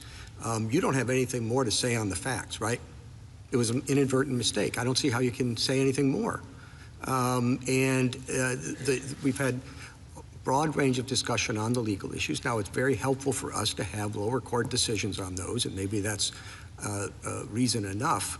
But again, I guess I don't quite understand what sending it back would be for, other than airing of the same sort of issues that we've been airing this morning. Well, I'm not going to resist too hard you deciding this on a more substantive ground that gives my client sort of, relief that's more enduring at this stage. But I will say that, another one of these like great common law cases is the Street Commissioners of Hagerstown, which happens to be the case that Black's Law uses for its definition of cause. And one of the things it specifically says there is, like, even if you don't think the due process, the notice in a hearing is going to amount to much, it's still an error not to give it, and we're still going to essentially not allow this removal to happen because there wasn't notice and an opportunity for a hearing. So it may not be an error to go through the process of your client coming in and say it was an inadvertent mistake. Since it was inadvertent, I don't have much more to add to that. And the argument on the other side being what the president said, well, I think this is a serious enough mistake, and so that's why I'm removing her. There's only so much I can say to resist the idea that, we think this was at most an inadvertent mistake. We would have liked a more, a sort of opportunity to do that and present our actual evidence, which would have substantiated that. But we also think at the end of the day, inadvertent mistake isn't like very close to for cause, particularly when you understand the unique nature of this institution. What is your actual evidence that would substantiate the fact that it was an inadvertent mistake? I think the fact that there's an attachment to one of the applications that describes it as a vacation home. Well, and that's not. We've got that too. I understand, but the president didn't. And it seems to me that, usually when there's a procedural omission, one doesn't say, well, at this point we got everything we need, so forget the procedural omission. Again, I'm not really going to resist that, especially if you're going to, say you're with me on the substance. But it does seem to me if you want to reserve judgment on the substance or you want more briefing on the substance, you could say, and this is, whether it was constitutional due process or statutory due process, I think this is the gist of the D.C. Circuit's decision, is like, at a minimum, you didn't get the process you were supposed to, so the government doesn't get this extraordinary emergency stay. Justice Thomas? Just so I'm clear, for you to prevail, we would have to say cause is the equivalent of INM. No, I don't think so, Justice Thomas. I think you could really take any definition of cause that we've been sort of batting about, with the exception of General Sauer's definition, and we would prevail. I think the only, and I do think the definition that's presented to you by the president is a pretty extraordinary one, because General Sauer's a very careful lawyer. So in his briefs, he doesn't talk about mortgage fraud, he talks about apparent mortgage fraud. And when you're talking about apparent misconduct as opposed to actually found misconduct, that A, doesn't get for cause, and B, it sort of is advertisement that you have a process failure. And so the fallback then is or gross negligence. So one way to think about this is if the standard of for cause is more demanding than gross negligence, then we certainly win. And we didn't even get a chance to sort of argue about gross negligence. What is your, if it's not the equivalent of INM, what are some of the other standards that you would apply that would be sufficient for you to prevail? So I think the single best reading of the statute is INM plus ineligibility as informed by Section 244 of the statute. I think then my fallback would be then you pick up the common law, and if the common law makes you uncomfortable because of Justice Alito's hypos, you could tweak the common law. But you would then be tweaking the common law. And that's why, honestly, at the end of the day, although it's uncomfortable for a few moments to answer some of those hypos, you always have impeachment as the backstop, and we had, 90 years, plus if you go back to the Interstate Commerce Commission in 1887, almost 150 years with INM, and this didn't really pose a problem in practice. Justice Alito? Do you think that we should decide this case on the factual ground that what is shown by the materials that are before us shows nothing more than gross negligence, which is insufficient? Should we make that factual finding in the first instance? I understood your answer to be You should do that if you're going to find in favor of me, but you shouldn't do it if you're going to find the other way. I'll stand by that answer.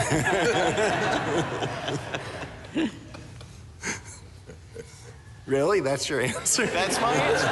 I think it would be a little irregular, but this whole case is irregular. And if that seems to be the path of least resistance to decide this case in a way that is going to essentially obviate the need for this court to decide it again in a couple of years, that seems like a perfectly reasonable way to decide the case. Thank you. Justice Sotomayor? This whole case is irregular. Starting with the Truth Social notice, or thinking of it as notice at all, certainly didn't invite an opportunity to be heard. But that's where we are. Now the question becomes, and you answered the Chief and said, I don't have more to present. I don't know where you presented anything. You have a letter from you that basically says that the application included notice that this was a vacation home. But that's never been given to the president. That's never been filed with a court, or no one's ever seen it. It's just statements being made. So I don't know why a factual hearing would be irrelevant. So assume, as I do for the purposes, that she did fully disclose this was a vacation home. So now the question is this, what she did, negligence or gross negligence? Does cause include just mere negligence? I think that you have a very strong argument under any reading of cause that mere negligence pre-office would not qualify, correct? Correct. All right. Because it would seem extreme to think that something separated from the functioning of the office, unrelated to the work of the office at the time it's done, that mere negligence would be enough. But the president called it gross negligence. Who decides that issue? Meaning, who decides whether something should be called negligence or just gross negligence? So I would think that ultimately that's a mixed question of law and fact that would be ultimately decided by the court on judicial review, assuming you're with me that there's judicial review. I do think there would be an logically anterior, purely legal question of whether gross negligence is sufficient for cause. And just as I think I have a pretty good argument that negligence pre-office is not a sufficient basis for cause, I think I have a pretty good argument that gross negligence pre-office is not a sufficient basis for cause. And, you know, in some respects, I think in the long run, it will be better to make clear that in the context of this unique institution with this distinct history, that for cause is several steps north of gross negligence even, because that's going to make it really something that the courts aren't going to have to get dragged into on a routine basis, where I think the lower the standard is, the more likely you are to have removals in the future, and the lower the standard, I think the greater is going to be the judicial temptation to think about pretext. And I'm not going to say that there's no role for a pretext inquiry, but it's not a happy sort of scenario for the courts to be considering pretext in the context of presidential decision-making. And it seems to me the way to solve that is to say there are real procedural and substantive kind of bite to this term, sort of for cause. You do have to do some kind of notice and opportunity for a hearing. I mean, even if it's an hour in the Oval, that's a big imposition on the president's time, and that's going to keep some presidents from removing somebody. And if they know that it's going to be judicially reviewed, then that's going to deter most presidents most of the time. And so I think kind of, you know, it's like, what is it? You know, high walls make for good neighbors. I mean, I think this is a situation where you do want to have those kind of meaningful legal requirements. Justice Kagan? What do you understand the government to mean by gross negligence? This, I mean, you know, I don't really know. I don't think they've offered sort of a theory of gross negligence, and that's why I don't think it... You think it's just a label that they've put on this particular set of facts? Sure, and if heaven forfend we end up with a whole common law of Fed governor removal, then we might eventually be able to sort of piece it together. But it seems to me that you could label an awful lot of things gross negligence, and that seems to be inconsistent with not just the for-cause provision, but the whole structure of the statute. And I mean, Justice Kavanaugh alluded to the Morrison dissent and Justice Scalia creating this beautiful picture of some independent counsel with nothing to do but to find a crime on somebody. But if all the independent counsel has to do is find gross negligence, then I don't think the independent counsel would need more than a couple of hours with most of us. I mean, that's such an elastic standard, and I just can't imagine that's consistent with all the trouble Congress went to make this unique entity insulated from kind of the political pressures of the day. Thank you. Justice Gorsuch? Justice Kavanaugh? A couple things, just to talk again about the standard. I mean, getting the definition of for cause right, which we may not have to do in this posture, so I take that, is critical, because on the one hand, you have the independence of the Federal Reserve, which we've talked about. The other hand, we have people have committed, again, not talking about the facts of this case, but serious ethical or other wrongdoing, digging in and remaining in office. And it seems like your two answers to that, when you said your frontline positions, I&M, were intervention/resignation. And I'm not sure that really works with some people who are going to just dig in. They're not going to leave. And then the other was impeachment, but of course, with the 2/3 requirement in the Senate and the time constraints of the House and Senate, I'm not sure that's available as often as you say. All of which is getting me to the point of, I don't see how the frontline position really can be the final position without making, kind of tilting the balance here too far the other direction from where the Solicitor General is. You just want to tackle that at all? I mean, you've covered it, but I want to get it out one more time so you can succinctly answer it.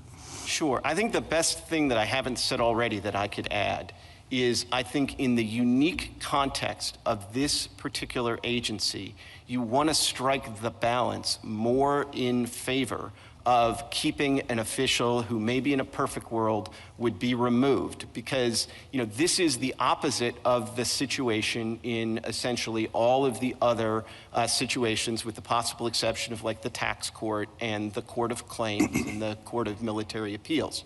Here, I think it's less important that the president have full faith in every single governor, and it's more important that the markets and the public have faith in the independence of the Fed from the president and from Congress. And in this regard, I think it's, this is not a situation where unlike Myers, which is the ultimate example, where the president's trying to arrogate some power away from the executive. This is a situation where Congress, political animals, one and all, knew better than anyone that the short-term temptations to lower interest rates and have easy money was a disaster in the long term, but was going to be irresistible. And so they tied their own hands by taking the Fed out of the appropriations process. And they tied the president's hand. And I think they tied the president's hand in a pretty significant way. And I understand the concerns about the balance, but I would say in this one context, it probably makes more sense to, and maybe you want to bring in a little bit of common law, and that's fine with me. But I do think you want to strike the balance so that the ultimate imperative is that the markets don't think that rates are being lowered for political pressure. When rates are lowered, the markets are going to understand that that's actually prudent financial management of our monetary policy. In your colloquy with the Chief Justice about what a hearing would look like within the executive branch with the president or with the president's designee, I just want to make sure I have this clear. In that hearing, you could make legal arguments as well, I assume, not just factual arguments, but legal arguments to say, we don't think this rises to the level of for cause. Basically, the kinds of arguments that you've made here, you could make to the president in the same way in an impeachment proceeding. People make legal arguments to the Senate about what exactly is high crimes and misdemeanors, correct? Correct, and obviously the nature of the hearing is going to inform the scope for that. If it's just half an hour with the president, I don't know how much you're going to get into sort of legal briefing. But if you did do anything like Taft, or you just said, well, we got a couple of ALJs lying around, we'll have one of them just sort of hear the evidence on this. I mean, then I would expect there to be presentation on both evidence and law. And just for the kind of simplest way, and this Justice Kagan was asking, to decide this case, I think one way would just be say there was insufficient process and therefore we, at this juncture, deny the government's application. Thoughts? I think that would be a very simple way to decide this case. I think perhaps the defect that was alluded to in the colloquy with the Chief Justice is that probably is also, the way that probably maximizes the chances that it gets back here on the merits. Whereas if you decided to go a little further and say something substantive, it might bring all of this to an end. And there's probably some virtue to that. Certainly there's some virtue to that from my client's perspective. Thank you. Justice Barrett? I'm going to ask you about irreparable harm. You were just talking to Justice Kavanaugh about the uniqueness of the Fed and its need for independence. And the government, because it has not challenged the removal restriction, for purposes of this case, I think we're all operating on that assumption. When the president, if you're thinking about the unitary executive, when the president has untrammeled authority to fire a subordinate, keeping that subordinate in office, I think inflicts maybe a different kind of irreparable harm than the argument that the government would be able to make here, because the president doesn't have the same control over the Fed, at least based on the assumptions we have in this case. What do you think about that? And what kind of an argument would you make what is your best case argument that the president is not suffering irreparable harm by the inability? Let's assume that he has the ability to remove Governor Cook. Let's assume that some of your merits arguments are going to lose. They still have to show irreparable harm.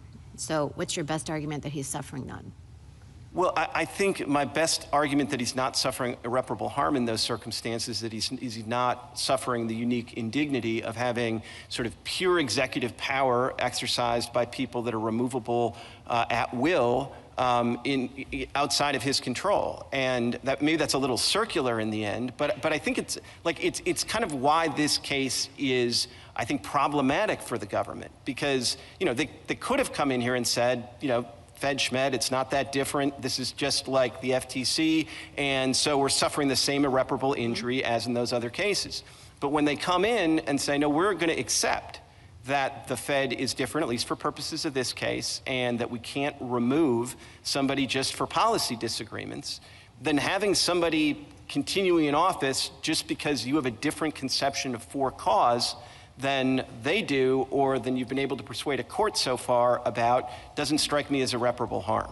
And then on the other side of the ledger, I think there are enormous irreparable harms here that really don't have an analog in most of these other situations. I don't mean to denigrate any other agency, but there's a reason that monetary policy has been treated differently for these many years, and there's a reason that the markets watch the Fed a little more closely than they watch really any other agency of government.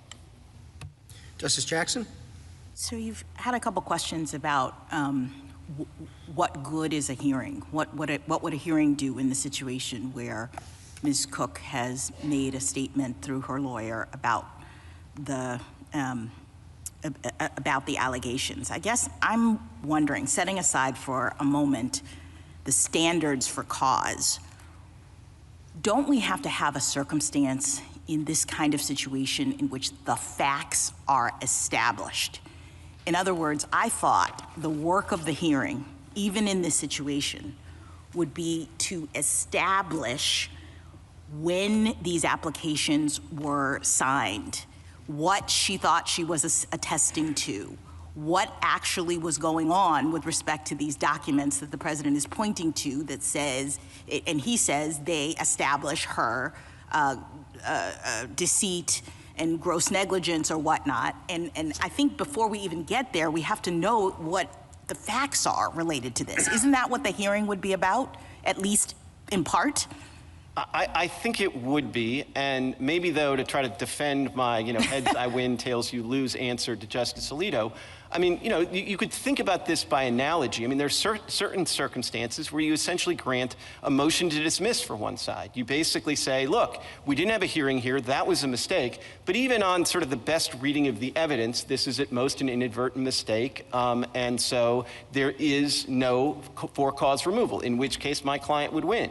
On the other hand, if, normally you have that kind of evidentiary hearing, and that is to establish sort of the facts, and then you then apply the law to those facts that have been established. But there are circumstances where you sort of don't need any more facts. But then you're in Justice Kavanaugh's world, which is you would still at the hearing then go to the legal question of whether or not what you agree happened here counts as gross negligence. You would say it has to be at least that in order to satisfy the for-cause standard. The other side would say no. So there's some work to be done in a hearing.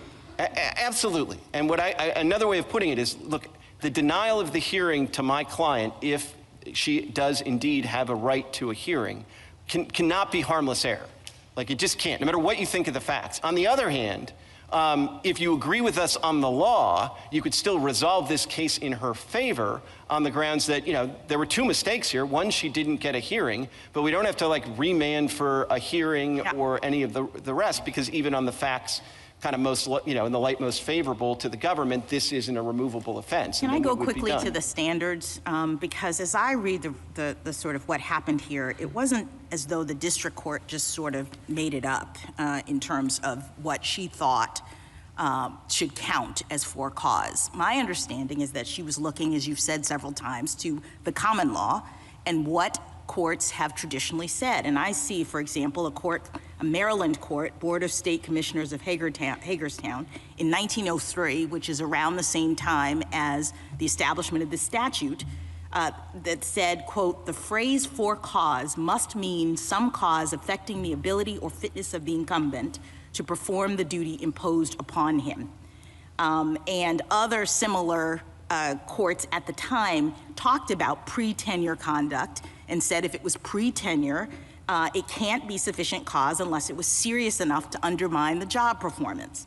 A mere allegation was not enough back at common law. It had to have been tested and proven, like through a conviction.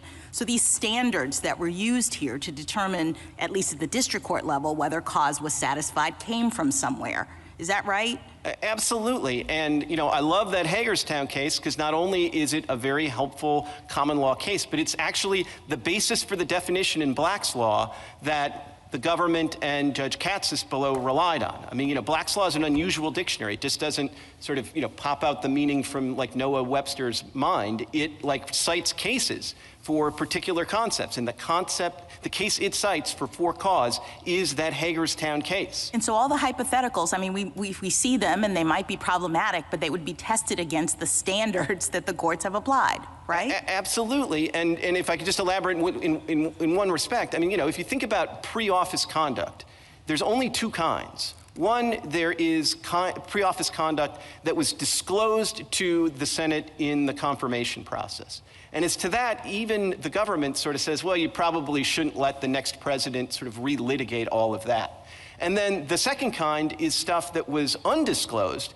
And if it's as serious as we're talking about, that's essentially the nominee, defrauding the Senate. And so I actually think in that respect, impeachment is probably a more fit remedy than it might be in some other circumstance, because you're going to have whatever the conduct is, plus you're going to have the Senate being pretty darn vexed that was withheld from them in the confirmation Final process. question, I took you to be conceding that there was notice here, and I guess I'm a little concerned about that. I mean, are you conceding that a posting on social media is sufficient notice in a situation like this when the president is seeking to remove a governor for cause? So what I would say is, I think... I know it happened. She got notice. We live in a world that is connected, but I guess isn't notice a particular thing in the common law? Well, or in our put law? it this way. I don't sort of resist the idea that the Truth Social post is notice, because I think it's also fundamentally defective notice, because it's also indisputable evidence that the president prejudged the matter. And right, so it's not the kind of notice. So hypothesize he didn't say you are fired or you should be fired. Hypothesize he just said, I have this information and I intend to fire the governor. Why wouldn't he have to send the letter to her? How is it that we can assume that she's on social media or has looked at the news, or that that's sufficient notice even if she did turn on the news and he's saying that? I don't know why that would be enough. Look, I might make that argument, but that doesn't seem, if he said on Truth Social that, look, here, I have this allegation and I'm going to convene a hearing at the Roosevelt Room at 4 p.m. tomorrow. Please bring all your evidence. What if she doesn't have a Truth Social account? She doesn't show up. Is that enough notice? I think under those circumstances, probably not. But I think as a practical matter, in most circumstances, the president puts it on Truth Social. Most people, most of the time, are going to consider that to be notice. Again, part of the reason I'm not resisting is, or I'm, sort of moderating this, is because, this notice isn't the kind of notice the common law envisioned, because the common law would envision notice that didn't prejudge the matter. Thank you. Thank you, counsel. Rebuttal, General Sauer? Thank you, Mr. Chief Justice. Turning to the question of whether or not in-office or pre-office misconduct can constitute cause, I want to make a statutory point, which is that the INM standard is, on its terms, limited to in-office misconduct, and Congress did not adopt that here. They adopted the more capacious standard, as this court recognized in Collins against Yellen. Cause gives the president more discretion, provides less protection to the officer than the INM standard does. And even if we were in a situation where you're looking at the 19th century case law and so forth, they disregard a series of cases that hold that pre-office misconduct is sufficient cause. For example, in Ray Gooden, from New York in 1902, which involved an officer who engaged in a kind of shenanigan in order to get the office in the first place. There was a corrupt agreement to appoint somebody to a position if they supported that person politically. Iowa against Walsh, which was pre-office embezzlement. Gill against Watertown, a case they rely heavily on. It was said in dicta, at least, that gross frauds committed before office would constitute cause to remove. So there really isn't support anywhere for this notion that pre-office misconduct can't be considered when it comes to a cause standard. And related to that, I thought it was very telling that Mr. Clement was saying that if it does come to pre-office misconduct, impeachment would be the only remedy that would provide it, which, if taken to its full extent, would make governors of the Federal Reserve have the kind of tenure protections that the Constitution affords to Article III judges. That is not what this statute says. That is directly in the face of the statutory language, which says cause with no further restrictions. Clearly, Congress envisioned that they could be removed for a good enough reason.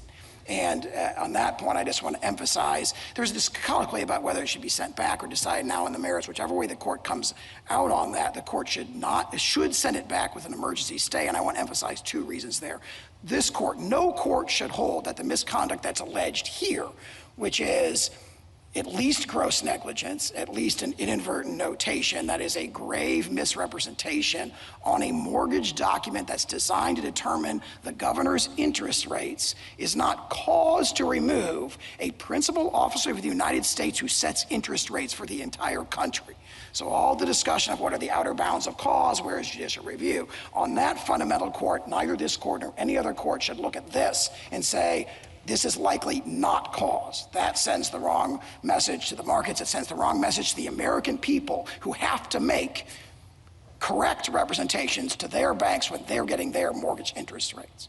And the second point I would make is the remedy granted here, a preliminary injunction that runs against the president, reinstating a principal officer of the United States, is something that has never been granted before 2025 in this court, or in the nation's history, and in fact, contradicts a clear holding of this court in Sawyer that a preliminary injunction is not available in equity.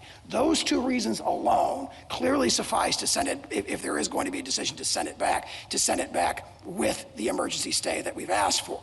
And then if the court decides to sort of send the case back to have many more of these issues that we've discussed today to be aired, we would urge the court, and I think Mr. Clement wouldn't disagree, to direct the lower courts to proceed very expeditiously here. We are in an emergency stay posture. The executive has been suffering irreparable harm since early September, and the sooner that these issues are resolved, the better. Thank you. Thank you, counsel. The case is submitted.